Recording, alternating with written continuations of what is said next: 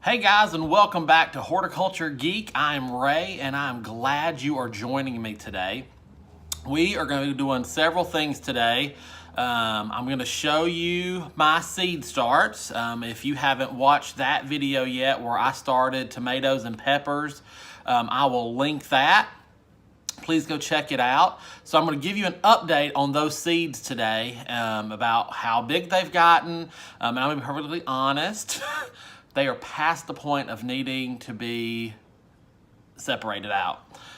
So we're going to do that today because I let it go a little too long, but it's okay. They're fine. But you'll get to see that. You know, life happens, things happen. We don't get it perfect every time, and that's okay. The other thing we are doing today is once we get those seedlings thinned out, it's time to pot them up. And so we're going to actually be potting them up today. I'm going to walk you through how I do that. And the other thing we're doing, which I'm going to do here in just a second, is we're going to be reusing some trays. And I've got them right here. Okay. So you can see these are used trays. They're pretty dirty. They're pretty grimy. I actually got those at a garden center where I got some stuff in to my garden last year, and I saved those pots. And this is something that you can do at home as well.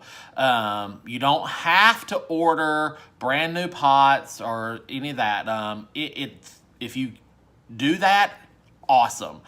So today I want to show you though how to appropriately reuse pots. If you're new to gardening, this is going to be some good information as well, because what you have to be careful with when you are reusing materials in your garden is that you are not contaminating your garden. Flowers, vegetables, perennials, plants, whatever it is, sometimes things don't go like they should, and our plants get bacteria, they get funguses, and they just have issues.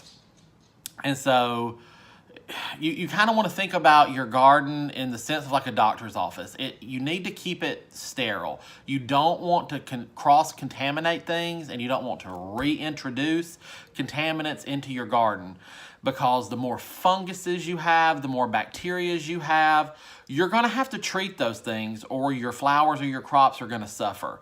And a lot of times, unfortunately, you may have to bust out chemicals to do that. And especially if you're growing vegetables and herbs, you don't want to be using chemicals on those crops, because then you're not going to be able to eat them. So it's very, very, very, very important. I can't stress it enough that you have got to be careful and not introduce contaminants into the garden. And so what am I doing today with these pots? They're used, they're old, they came from a garden center. I don't know where they were before they got to the garden center. I don't know who handled them. I don't know what happened to them. I know where they've been since they've came here, and I need to clean them up. Okay, so here's what we're going to do to clean these pots up. Here's what you need to do. You want to wash these pots just like you would wash dishes in your kitchen that you would feel comfortable eating off of. But we're going to take an extra step. So I'm going to rinse these out real good, get all the loose dirt and debris off of them.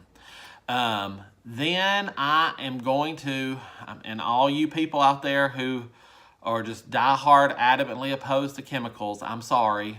Cover your ears for a second, because we're going to be busting out some bleach. I'm going to fill the sink up with some warm water and put about just a tablespoon or two of bleach in that water. And I'm going to soak all of these plastic pots for just a few minutes. Why am I doing that? Because I need to make sure that there are no bacteria or funguses harboring over in these pots, okay? Once they've soaked for a little bit, once I have them cleaned up, then I'm going to rinse them really well, and I may even run them through like a Dawn dishwash cycle in the sink here, just to clean them up further. So those are your basic steps. Just wash them like your dishes, but throw a bleach step in there or whatever else you have. If you want to use something different, By all means, do the research, figure it out.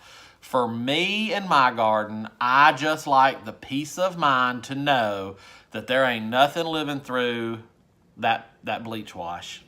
You know, sorry, don't hate me. Don't hate me for using bleach, but I'm going to because I just can't take the risk. I've put time and energy into these seedlings. I've bought these seeds. I've bought my seed starter trays and my seed starter dirt. I've planted these seeds. I've babied them. I've bought grow lights. You know, I've got an investment in these seeds. The last thing I want to do is put them in a pot with a fungus that's going to kill them. And then if it doesn't kill them right away, introduce that fungus out into my vegetable beds. I can't take the risk. So here's what we're going to do. So I'm going to jump right into this and just kind of fast forward through it and let you see me do this process. All right.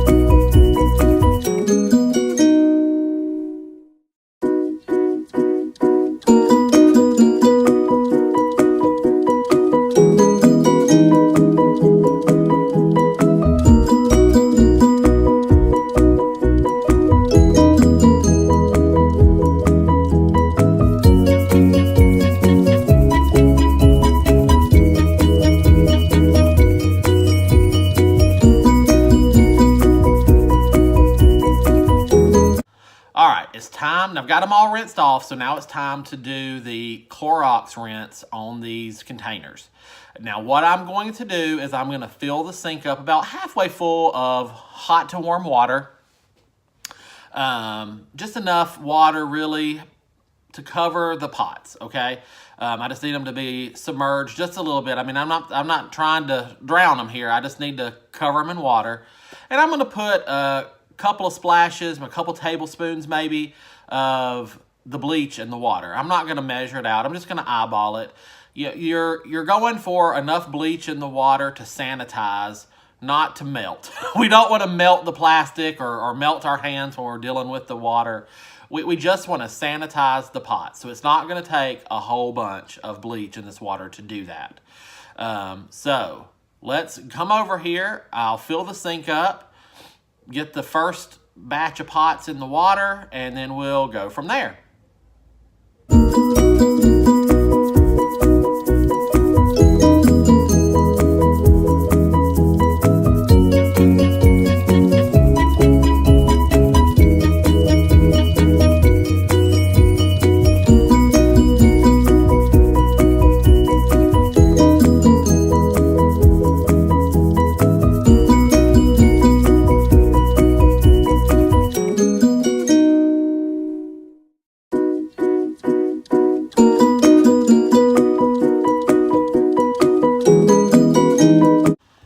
All right, so I've got the first half of the pots in the water. I'm going to just let them sit there for a few minutes just to give that bleach enough time to get into every nook, crack, cranny, crevice, whatever is in there. It won't take long. I'm overkilling it. You know, it is what it is. Overly cautious, but that's okay. You be overly cautious too. So we're just going to let them sit in there. Then I'm going to pull them out, rinse them off in the other side of the sink. I happen to have a double basin sink. If you don't, just get you a bucket or something. Because that bleach water is going to be good enough to do this whole batch. You just have to do it in stages for me.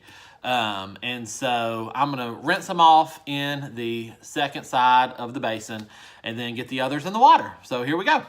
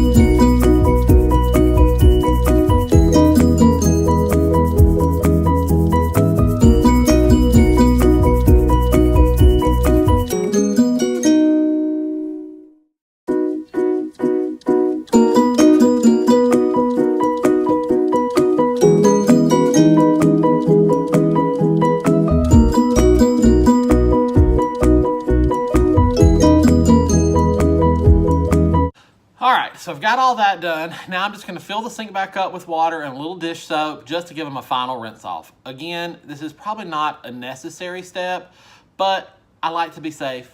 Better safe than sorry, right? So we just wanna get all that bleach, make sure all that bleach is fully rinsed off these pots because we don't want that to interact with our plants in any way, shape, or form. Bleach obviously will kill a plant dead. So you don't want any bleach residue left in these pots. We want to kill the fungus, we want to kill the bacteria, not the plants. So I'm just gonna fill the sink up, get the soap water going, and give these things a final rinse through, and then get them on the towel to dry.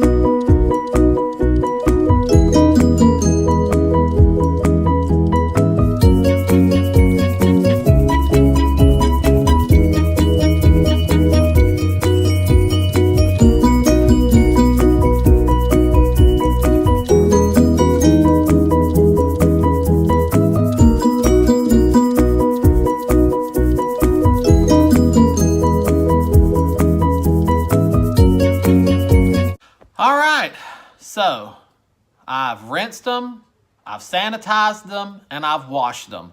Now I've got them laid out over there on a towel to dry, and I'm going to give them time to let them air dry completely, just to make sure that everything's good to go with them. So there you go. We have just reused or gotten ready to reuse old pots. And if you're sitting at your computer screen right now and you're thinking, why in the world did this crazy man do this? It seems like so much work. It is a little bit of work.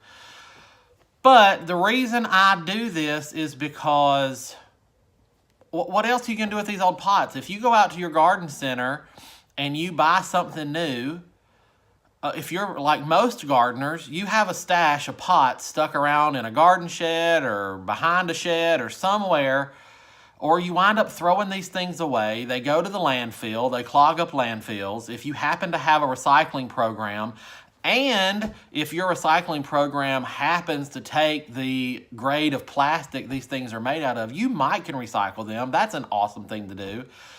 But otherwise, you're either left with a stack of these things or you have to throw them in the landfill. And I just don't like doing that. And so yes, this is a little bit of work. It's a little bit of time. New pots are cheap to order online. I get that. But I'm keeping something out of the landfill and I'm using something that I already have. And so to me, it just makes sense. It's worth the little bit of time and effort that it takes to sanitize and clean these things just to be able to reuse them. So if you have a similar situation, you have pots in your garden that you just don't know what to do with, you're working on new things, give this a try. Sanitize your pots. Make sure you do that. If you're a gardener who's been using old pots and have not been sanitizing them, you might have noticed that some things are not as healthy and nice as maybe they should be. That could be your reason. Maybe you're lucky and need to go buy lottery tickets right now because you haven't been affected at all, and that's awesome. But the time will come where you inadvertently bring a fungus or a bacteria or an infection into your garden. And if you aren't sanitizing your stuff, you're gonna spread it around. All right, so while these dry, let's move over. I'll readjust myself and I'll get over here and I will show you my seed starts, kind of what they're looking like, and we will thin these out. So stay right there and I'll be right back in just a second. All right, hopefully that break wasn't too long for you, so it should have been almost nothing for you. All right, so I'm set up here at the table. I've got my 2 trays of seedlings here in front of me. So I'm gonna grab the camera here, maneuver it around, and kind of walk you through what we've got. So here we are. Here's our stuff. So I'm gonna recap for you. We've got right here the chocolate bell peppers, the lipstick peppers, purple coneflowers, Roma tomatoes in 2, regular green bell pepper in 2, Dr. Witchy's tomatoes, the pumpkin spice jalapeno, the paprika peppers, and the Tabasco peppers. The Tabascos look a little sad, but they're coming along. We'll see how they do. It is what it is, right? All right. So how do we thin out these seed starts?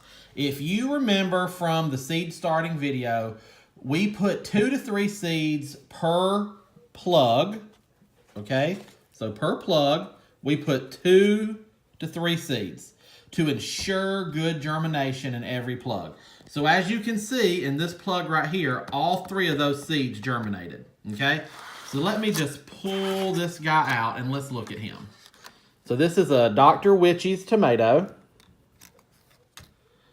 So what am I looking for when I thin? Well, first off, let's just point out, look at those roots coming through this plug. That is an awesome sign. These things are doing really well.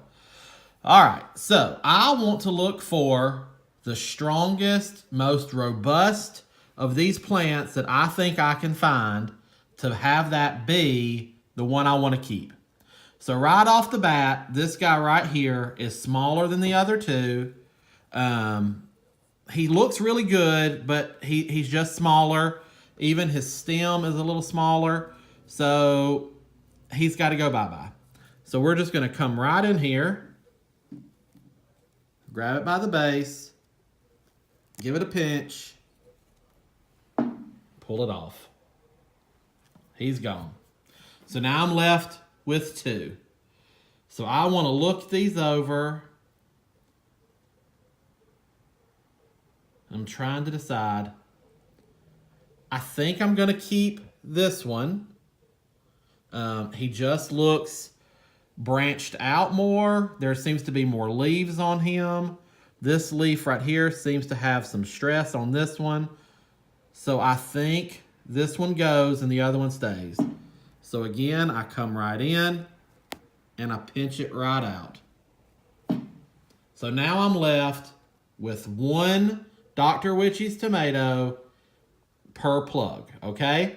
So now I've got to go through and do the rest of these. The concept is the exact same for every single one of these, except for this right here. This purple coneflower. I'm not going to thin out this purple coneflower start because it's fine. It's fine the way it is. It's not a vegetable. It's not an edible crop. This is just a flower crop. And when you plant flowers, you can honestly just grab a handful of seeds and just throw them right out in the dirt and let it do what it does. So we're just going to let it do what it does, right? We're just going to let it be. I'm not going to worry about thinning these out. I'm just going to simply pot up these flowers and let them go. But everything else in these trays need to get thinned out. So instead of you watching me pinch through every single one of these, I'm just going to do it and then I'll be right back. All right, we're back and I've got them all thinned out. So you can see we've just left 1 stem per pot, per plug.